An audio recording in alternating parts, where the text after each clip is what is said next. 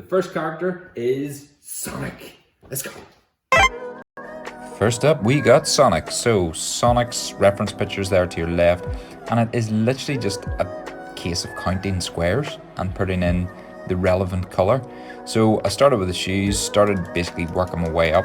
The way you do these drawings good as well is make sure that the number of squares along and the number of squares up will fit into your page, because otherwise you'll hit a disaster when you get to the top and you haven't got enough space left. So make sure to count that.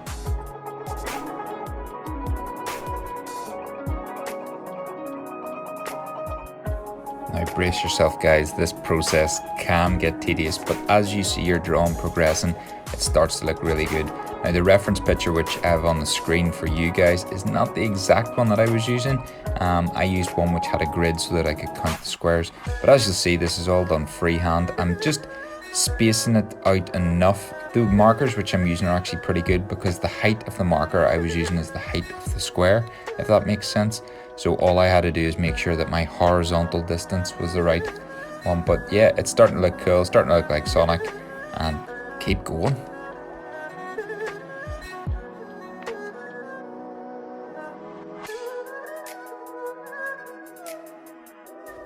Another tip to throw in there is make sure you have your colors picked out.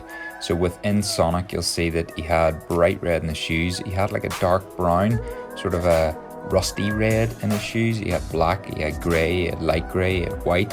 He had skin colour, he had dark skin colour, he had black, dark blue, light blue. So I had all these colours picked out beforehand, and then it was just a case of referring to the drawing and then putting in the relevant square. So you'll see now I'm on the light blue on his forehead and around his eyes.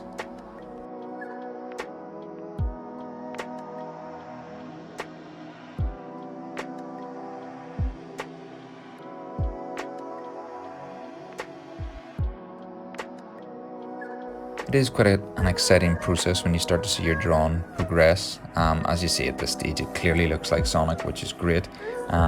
I think though it's quite funny near the end, because you start to get a bit overexcited and you just want to get it done. So try not to rush it and try not to screw it up at this stage, because then you'll have to start all over again. But as you can see, it is basically there, nearly finished.